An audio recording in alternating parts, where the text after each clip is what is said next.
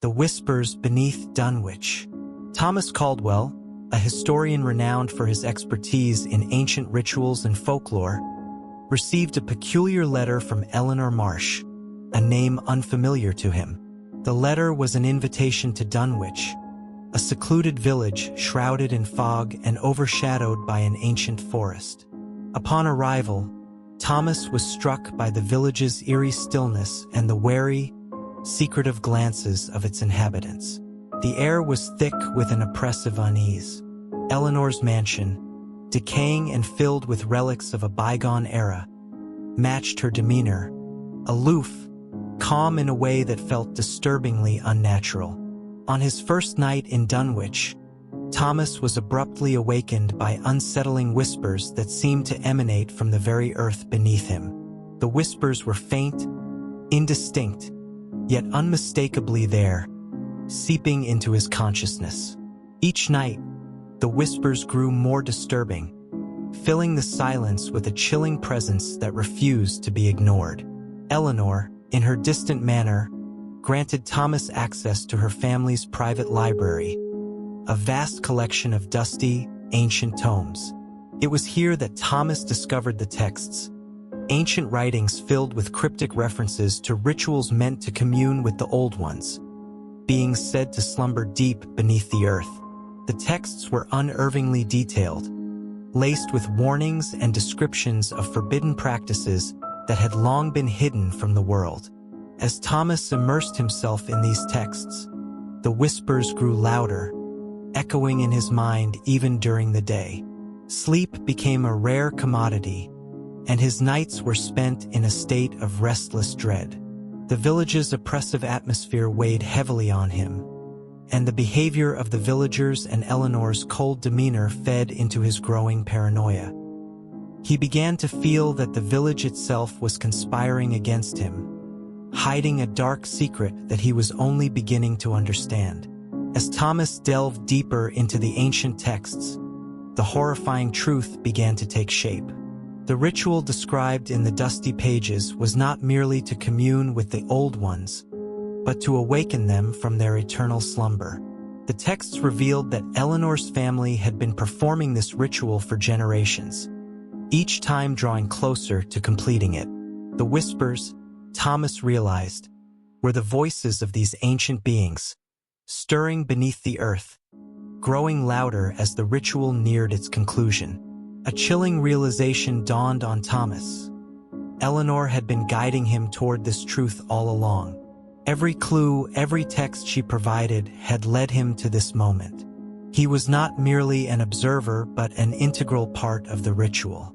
The whispers that had driven others to madness were now closing in on him, and Thomas feared he was to be the final sacrifice needed to awaken the old ones. In a fit of desperation, Thomas confronted Eleanor, demanding the truth. She remained unerringly calm, her eyes cold as she revealed that the whispers were indeed the voices of the old ones. Her family had waited centuries for someone like Thomas, someone with the knowledge and insight to complete the ritual. He was brought here to fulfill their ancient pact, to be the final offering that would finally wake the slumbering gods beneath Dunwich. As Thomas stumbled through the dense fog, the whispers roared in his ears, forcing him toward the ancient clearing in the forest. The air around him thickened with an oppressive weight. His every breath labored as if the very atmosphere was conspiring against him. He reached the center of the clearing, where Eleanor stood, her figure ghostly in the swirling mist, her eyes cold and distant. Thomas tried to resist, but unseen forces gripped him, dragging him to his knees. The ground beneath him pulsed with a sinister energy as Eleanor began to chant in a language older than time itself, her voice resonating with dark power. The earth quaked violently, the tremors growing stronger with each word she spoke. Thomas felt the ground give way beneath him, a chasm opening up to swallow him whole. His screams echoed through the night as invisible hands pulled him downward, the cold earth closing around him like a living, suffocating shroud. As he was consumed by the darkness, The village fell into an eerie silence, broken only by the deep, resonant sound of something vast and ancient stirring beneath the earth. The forest stood still, but the sense of impending doom lingered, heavy and inescapable. The Shadows of Carcosa. Arthur Leland, an artist obsessed with capturing the perfect depiction of shadows, receives a cryptic letter from Margaret Thorne, a fellow artist who has mysteriously vanished. The letter draws him to Carcosa, a decaying coastal town in Brittany, France, where Margaret was last seen. Upon his arrival, Arthur is struck by the town's eerie atmosphere: fog-shrouded streets, crumbling buildings, and a pervasive sense of decay. The townspeople are distant and secretive, their gaunt faces filled with unspoken dread. As Arthur navigates the town, strange, shadowy figures seem to linger at the edges of his vision, vanishing when he looks directly at them. In Margaret's abandoned studio, he discovers disturbing paintings of these shadows, which appear to shift and move when not directly observed. Her journal reveals her growing fear of the shadows, hinting that they are not mere artistic expressions but manifestations of something ancient and malevolent. Drawn deeper into Margaret's unsettling work, Arthur becomes consumed by the need to understand the shadows she depicted. He starts to explore Carcosa, sketching and painting the shadowy figures that seem to follow him through the town's fog-laden streets. The more he paints, the more vivid and disturbing his creations become, twisted forms that seem almost alive on the canvas. Time begins to blur for Arthur, days slipping away unnoticed as his obsession deepens. He feels an inexplicable connection to the shadows, as if they are guiding his hand, drawing him further into their dark influence. As Arthur delves into the town's past, he uncovers old records and local legends that tell of a forgotten cult that once thrived in Carcosa. This cult worshipped an ancient entity believed to reside within the shadows, a being capable of consuming souls. The shadows, according to these tales, were the entity's agents, slowly devouring the town's inhabitants, leaving behind only hollow shells of their former selves. Arthur's investigation leads him back to Margaret's journal, where he discovers the harrowing truth of her fate. Her final entries describe how she, too, became obsessed with capturing the shadows in her art. She realized too late that the more she painted, the more the shadows took hold of her, drawing her into madness and ultimately leading to her disappearance. As Arthur reads her words, a chilling realization dawns on him. He is following the same path, his soul slowly being consumed by the very shadows he seeks to depict. Realizing the peril he's in, Arthur tries to resist the overwhelming compulsion to paint, but the shadows grow more insistent.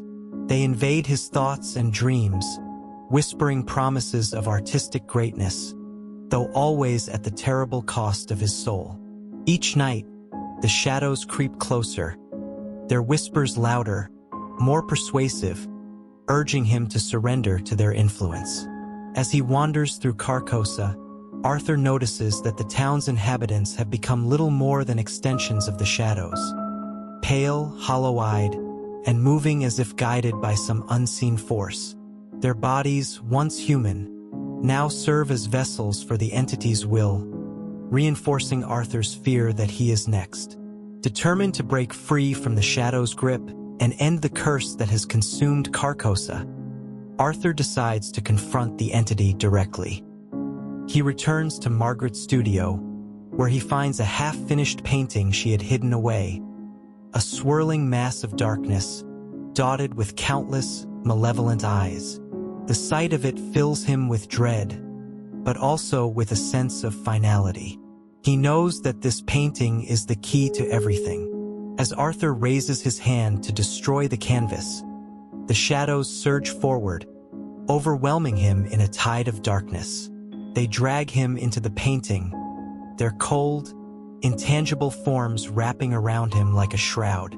In those final moments, Arthur feels his body dissolving, becoming one with the shadows he had sought to capture. The entity speaks to him through the darkness, its voice a chorus of whispers, revealing the terrible truth. His soul is now trapped within the painting, condemned to an eternity of pursuit by the shadowy figures he once sought to depict. The endless chase has begun, and Arthur realizes too late that he has become part of the nightmare he once tried to master.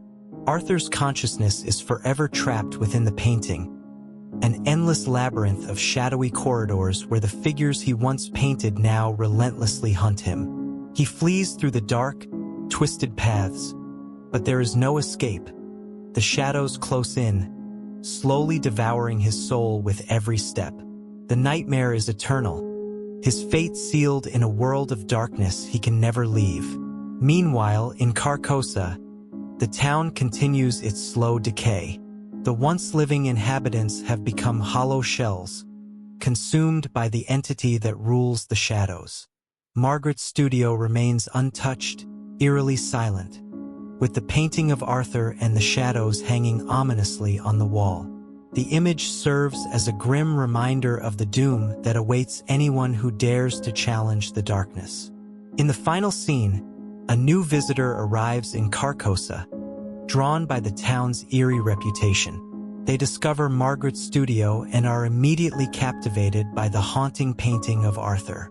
As they turn to leave, the shadowy figures in the painting seem to shift ever so slightly, their gaze following the visitor, waiting for their next victim.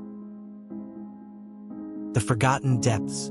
Dr. Paula Harper, a determined marine biologist, and Captain Lars Bjornsted, a rugged Arctic explorer, led their expedition to a remote, abandoned whaling station on a desolate Arctic island. The station, steeped in dark legends of ghostly apparitions and cursed waters, stood frozen in time, surrounded by an endless expanse of ice and snow. As the team arrived, the perpetual twilight cast long, haunting shadows, adding to the station's eerie atmosphere. Almost immediately, unsettling signs began to emerge. Unexplained noises echoed through the empty halls, and an oppressive feeling of being watched settled over the group. Despite these warnings, Paula's curiosity only deepened, compelling her to explore further. While exploring the abandoned station, Paula and Lars stumbled upon a concealed entrance buried beneath layers of ice. The passage led them into a hidden cavern, its walls covered in ancient carvings that immediately captivated Paula. The carvings depicted monstrous, aquatic beings, creatures of immense size and terrifying features, unlike anything Paula had ever encountered. The detailed depictions hinted at an ancient civilization, one that existed long before humanity, deep beneath the ocean's surface.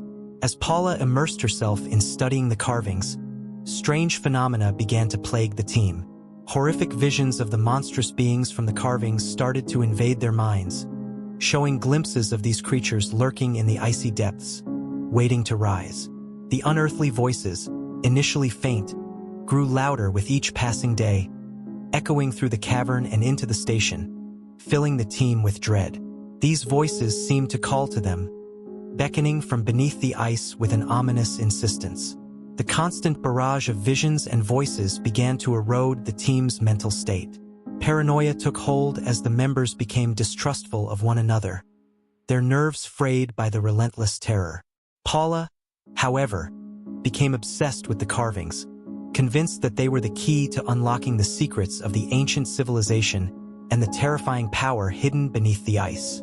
Despite the growing danger, she pressed on, unaware of the horror she was about to unleash.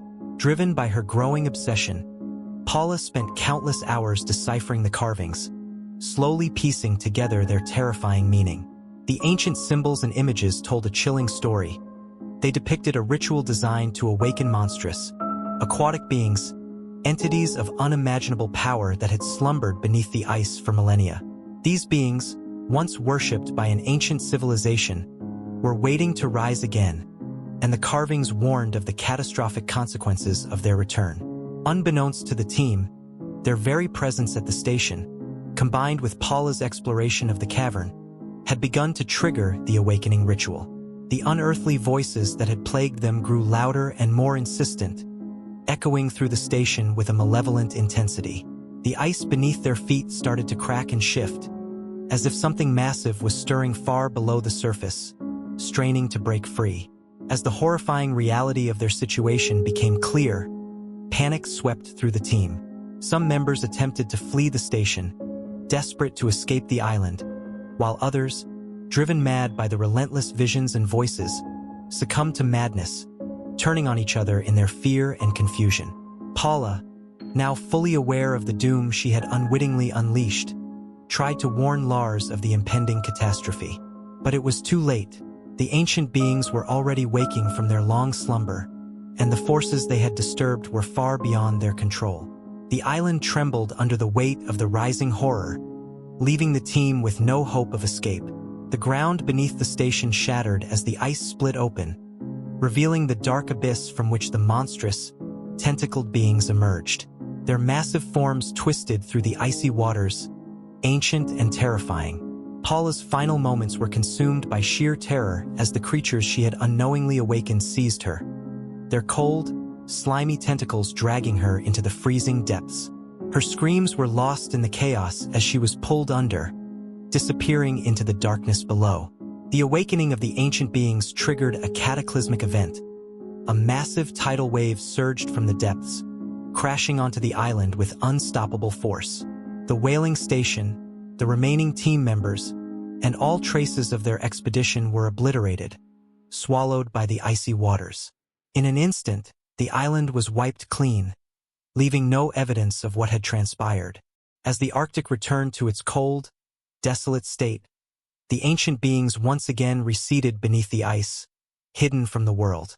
They lay in wait, ready for the next unwary explorers to disturb their ancient slumber, ensuring the cycle of terror would begin anew.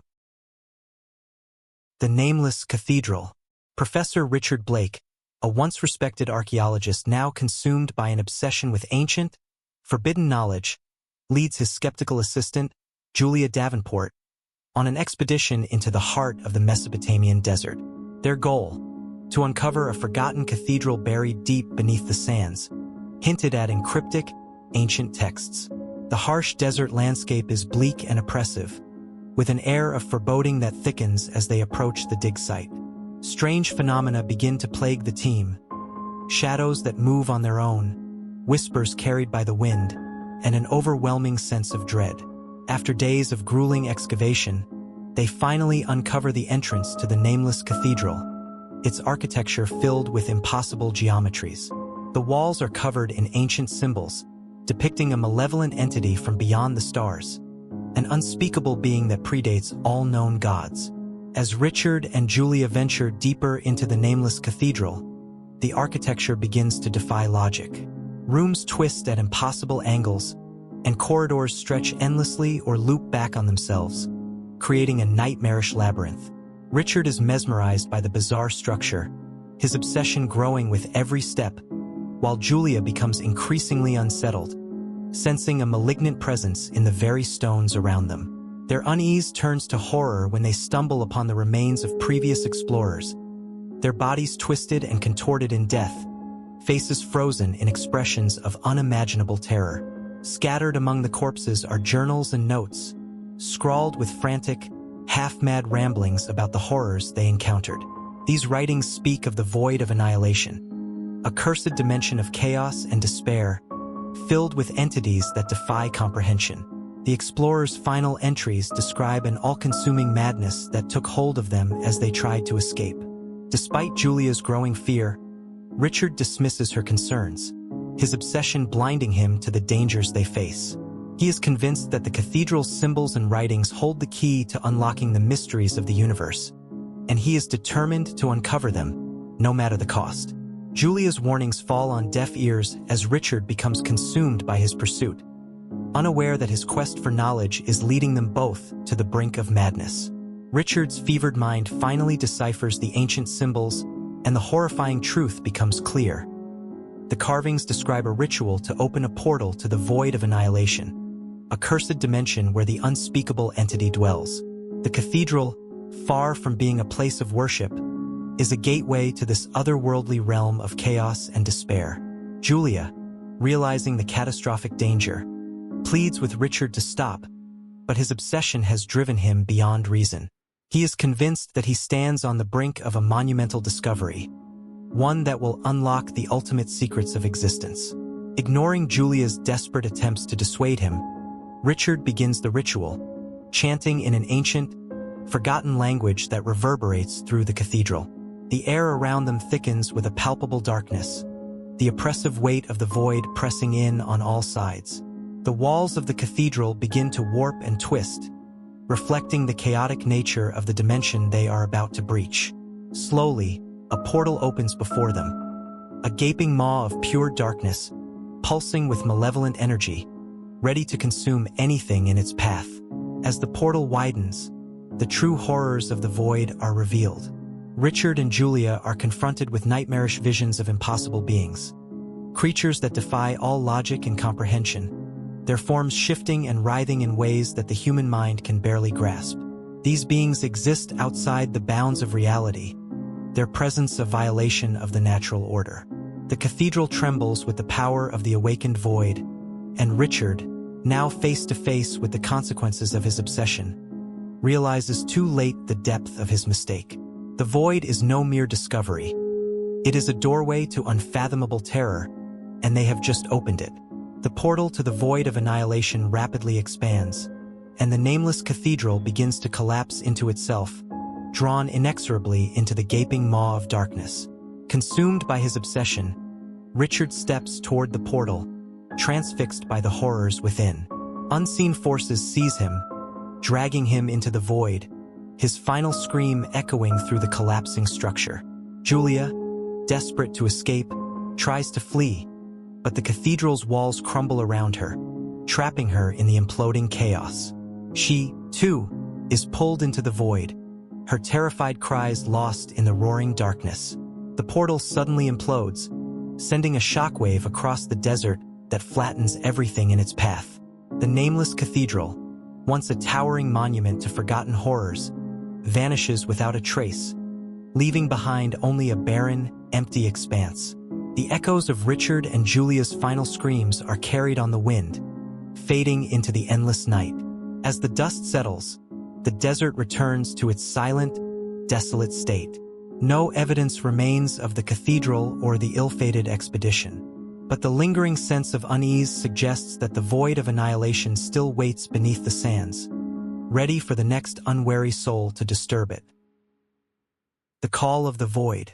Dr. Nathaniel Reynolds, a seasoned astronomer known for his skepticism, arrives at a remote observatory high in the Andes Mountains to observe a rare cosmic event. The observatory, isolated on a desolate, snow-covered peak, exudes an eerie stillness that unsettles him. He is surprised by the arrival of Isabella Morley, a cryptic linguist who insists that the event is tied to an ancient prophecy. Nathaniel dismisses her claims, intent on his scientific work. However, as they settle in, Nathaniel begins experiencing unsettling phenomena. Haunting dreams of a swirling void and faint whispers in an unknown language echoing through the observatory. Isabella reveals that the cosmic event is more than just a celestial spectacle.